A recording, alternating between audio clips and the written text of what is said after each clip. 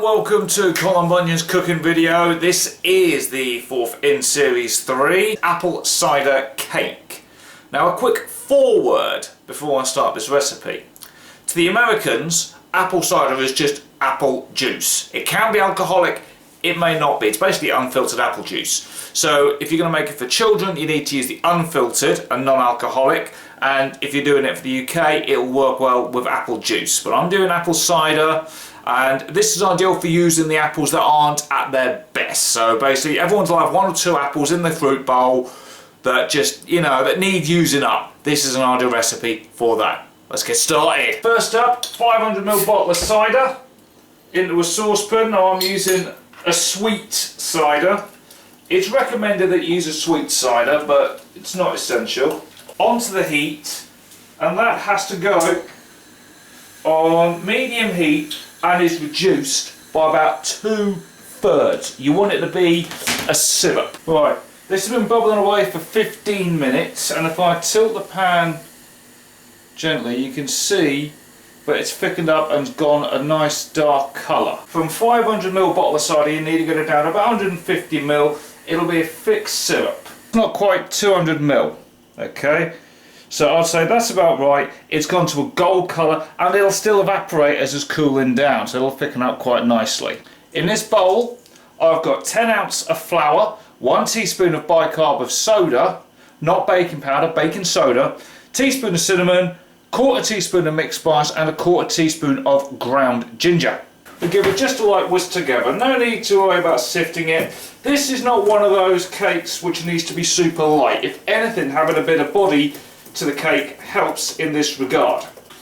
Weather doesn't want to play ball. It's meant to be autumn, it's meant to be cold and wet, and instead it's at least sunny. 125 grams of butter. Okay, whilst that's melting, we need to get on with the sugar. 175 grams of sugar is required. Now, I'm going to use the last of the light brown sugar first, just to finish that off. Keep an eye on the butter, we don't want it to burn.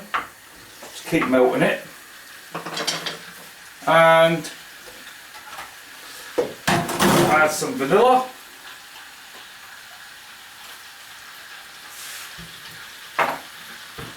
And 2 eggs.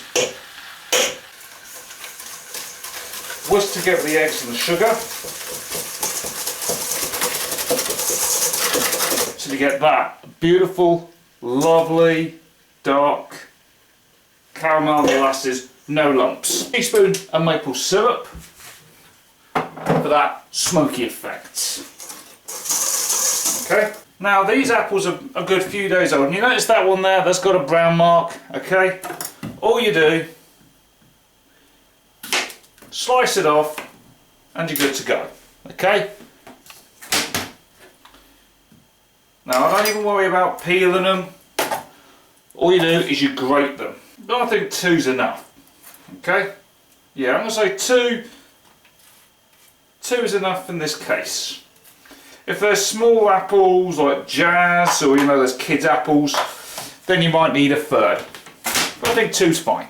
Bring back the mixture. We add the apples to that mixture.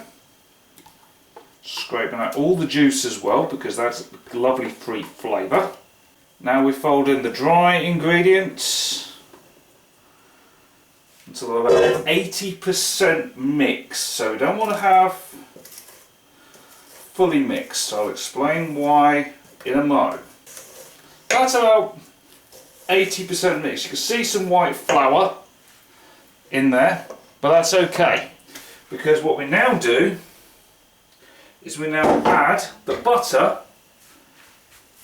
Now it's not going to curdle the eggs or scramble them, but I'm going to tip it down the side of the bowl to cool it down further still. I'm then going to do the same with the apple cider, and I'm also going to add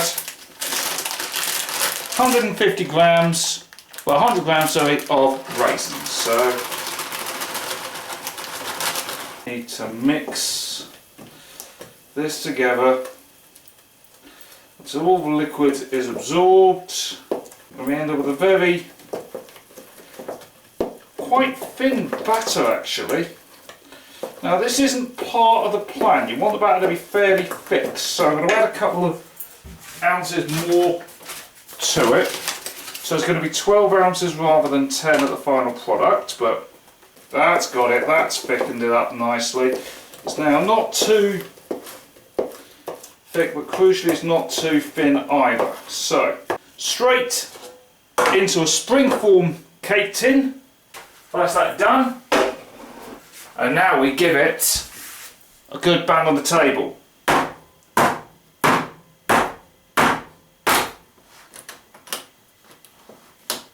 And you see the air bubbles that came up? They're what would have ruined the cake. You need a good couple of taps. That goes into the oven gas mark for 45 to 50 minutes. Right, it's been just over 45 minutes. I would say that looks pretty good, but is it cooked all the way through? 3, 2, 1. Totally clean. Yes! That is done. That goes on a rack to cool until it gets to room temperature. Oh man, I am genuinely excited about this cake. Oh, honestly, that smells divine. I've got a cup of coffee waiting on standby. Oh man, let's get this plated up. Please. Whoa! Okay. This looks and smells gorgeous. Let's taste this. I've got coffee on standby. Still warm, but not warm.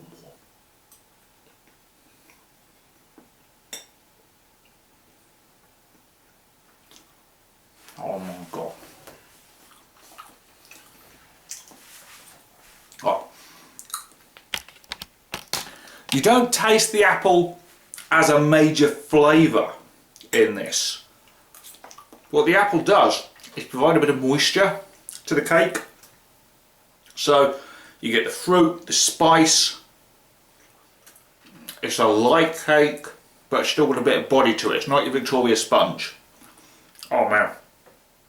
Let's get the coffee on the go. This is the apple spice cake. I've been, and indeed still am, a very satisfied Colin Bunyan. Good night.